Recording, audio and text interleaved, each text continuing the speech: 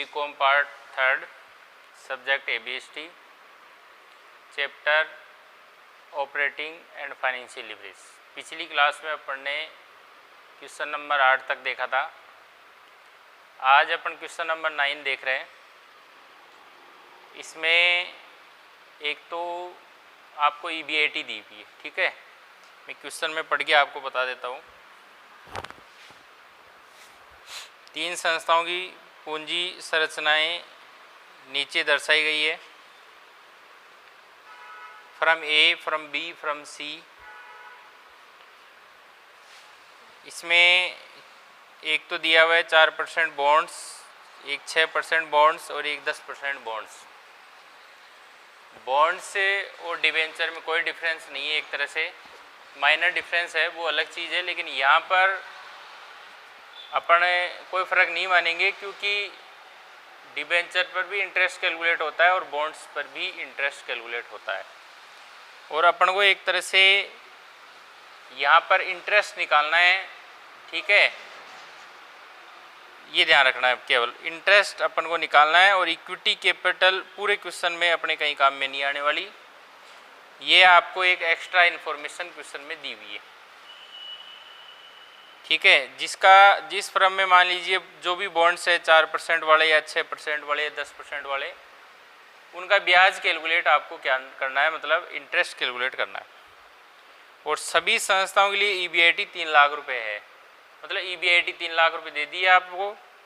और बॉन्ड्स पर interest calculation करके और EBIT में से जब आप इंटरेस्ट लेस करेंगे तो EBT आ जाएगा।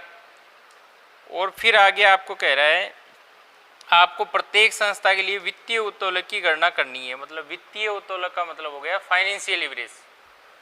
आप वो मत समझ लेना ना, कौन सा वाला, परिचालन उत्तोलक। परिचालन उत्तोलक होता है ऑपरेटिंग लीवरेज। तो ये फर्स्ट वाला नहीं है, ये सेकंड वाला फाइनेंशियल लीवरेज, ठीक है।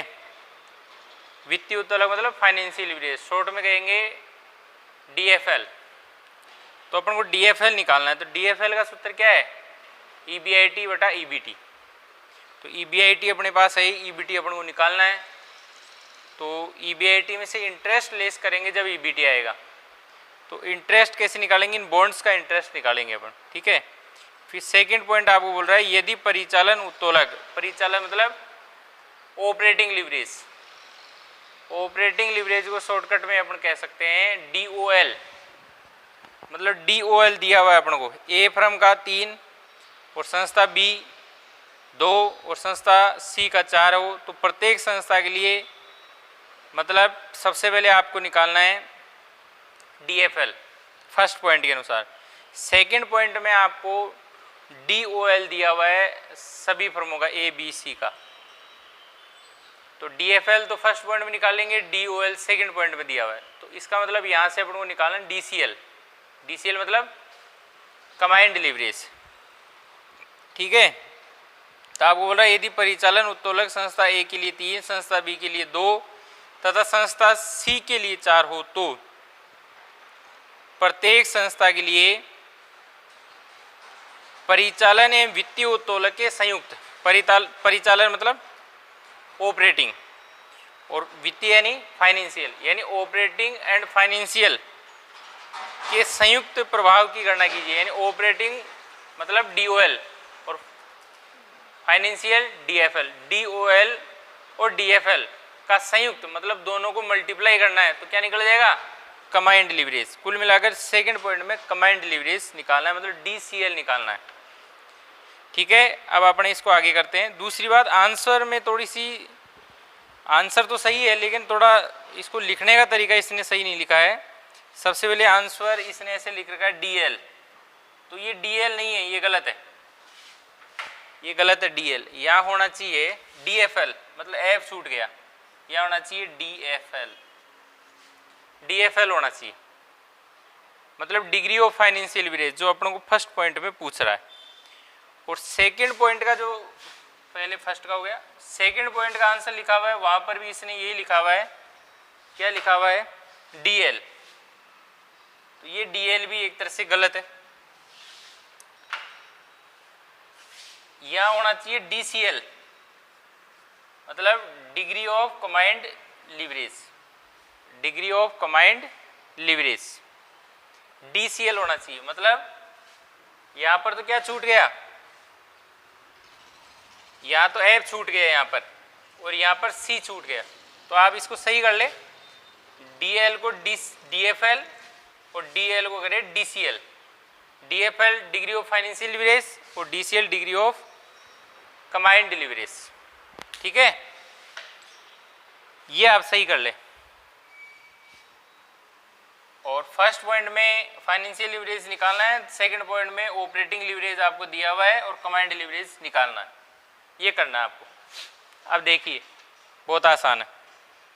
EBIT from A, from B और फ्रॉम C तीनों की 3-3 लाख रुपए अपन को क्वेश्चन में दी हुई है। ठीक है, और इंटरेस्ट निकालना है बॉन्ड्स का, मतलब डिबेंचर पर भी इंटरेस्ट कैलकुलेट होता है और बॉन्ड्स पर भी इंटरेस्ट ही कैलकुलेशन होता है। तो देखो फ्रॉम A में 4% बॉन्ड्स है 2 लाख रुपए के, तो 2 लाख रुपए का 4% कितना हो गया 8,000। और फ्रॉम B में 5 लाख रुपए के बॉन्ड से 4% वाले, तो 4×5 20,000 रुपये का ब्याज हो गया इंटरेस्ट। और C में 4% बॉन्ड्स नहीं है तो मैंने ब्याज भी नहीं निकाला, मतलब इंटरेस्ट भी नहीं निकाला, डैश लगा दिया। फिर 6% बॉन्ड्स है फ्रॉम A में 4 लाख रुपए के, तो 4 लाख रुपए का 6% हो जाएगा 24,000 ब्याज। और फ्रॉम B में है बॉन्ड्स 6% वाले 6 लाख रुपए, 6 लाख रुपए का 6% हो जाएगा 36,000। और फ्रॉम C में बॉन्ड्स नहीं है 6% वाले। अब 10% बॉन्ड्स देखो फ्रॉम A में नहीं है तो मैंने डैश लगा दिया, फ्रॉम B में है 2 लाख के, तो 2 लाख का 10% हो जाएगा 20,000, है ना। साथ में आप बुक्स रखें, जैसे मेरे साथ में आप जब भी वीडियो देखें तो बुक्स में भी साथ ही साथ पढ़ते रहें, और दिक्कत आए तो थोड़ा सा ये कर ले कि एक बार प्रश्न को आप पहले से पूरा पढ़ लें, ताकि आपके दिमाग में रहे कौन कौन सी चीज़ क्या है। फिर आप मतलब वीडियो देखेंगे तो साथ साथ में भी देख सकेंगे, क्योंकि आपको पता चल जाएगा कि क्वेश्चन में कौन सी चीज़ कहाँ पर लिखी हुई है।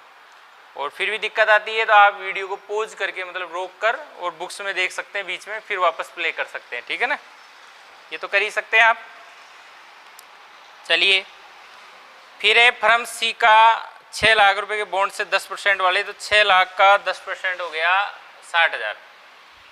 तो ये 4% वाले का ब्याज, 6% वाले का ब्याज और 10% वाले का ब्याज, सारा ब्याज अपन को EBIT में से लेस करना है, मतलब इंटरेस्ट EBT आ जाएगा। तो 3 लाख में से 8 और 24 घटाएंगे तो 268 बच जाएंगे। 3 लाख में से 20, 36 और 20 घटाएंगे ना, तो 224 बच जाएंगे। और 3 लाख में 60,000 घटाएंगे तो 2,40,000 बच जाएंगे। वो EBT आ जाएगी, अर्निंग बिफोर टैक्स।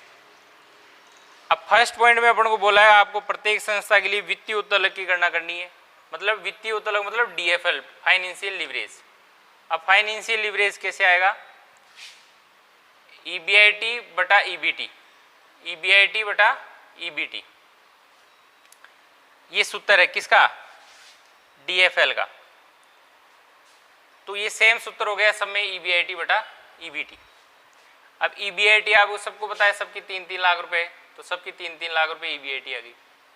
EBT यहाँ से देख लेंगे, इसकी 268, इसकी 224 और इसका आ गया 240। 3 लाख रुपए में 2,68,000 का भाग देंगे तो 1.12, ये आपका आ जाएगा DFL। ये 2 राउंड ऑफ करोगे जब आएगा 2, है ना, यहाँ 11 आएगा, आगे आएगा उससे राउंड ऑफ होगा ये, तो DFL का आंसर आ गया अपना। 3 लाख में 2,24,000 का भाग देंगे तो 1.34 आ गया, और 3 लाख में 240 का भाग देंगे तो 1.25 आ गया, यह आपका DFL आ गया।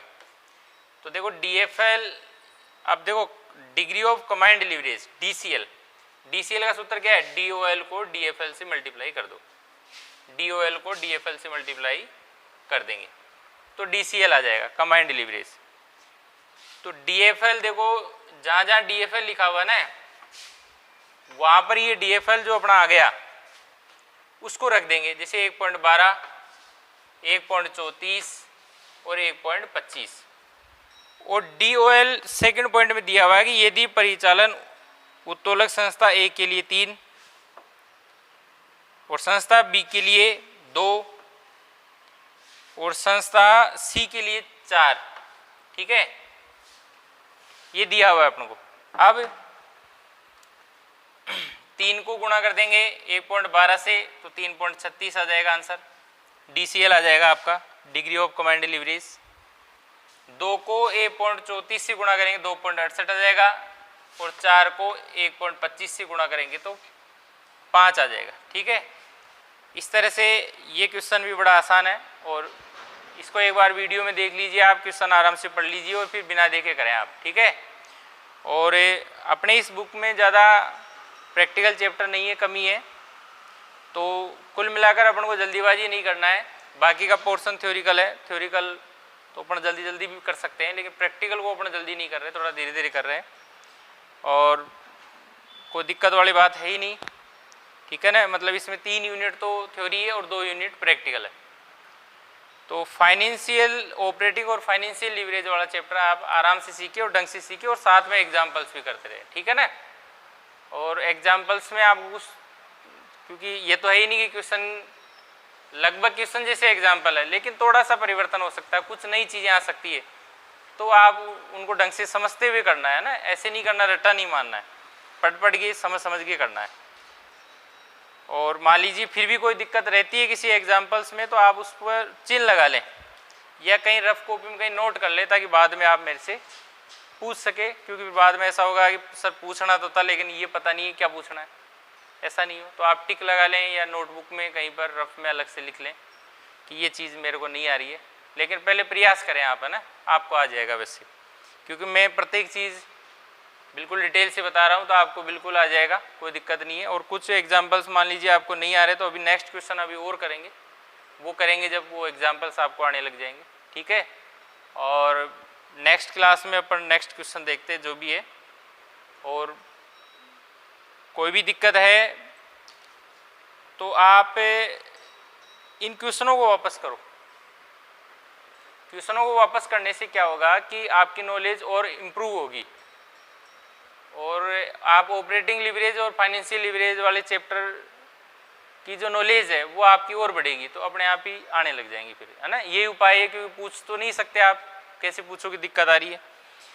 जब कॉलेज में क्लासेस लगेगी जब पूछ पाओगे, या ऑनलाइन क्लासेस स्टार्ट होगी जब ये चीज़ें आप पूछ पाएंगे, कोई प्रॉब्लम रहेगी तो। वैसे जो मैं पढ़ा रहा हूँ वो डिटेल से पढ़ा रहा हूँ, कोई दिक्कत नहीं है, आप आराम से कर सकते हैं। फिर भी यदि दिक्कत आ रही है तो मैं ये कहूँगा इन क्वेश्चनों को आप वापस करें, ताकि आपकी ऑपरेटिंग और फाइनेंशियल लीवरेज वाले चैप्टर की नॉलेज इम्प्रूव हो, नॉलेज बढ़े, अपने आप ही आपको आने लग जाएगा। ठीक है, थैंक यू।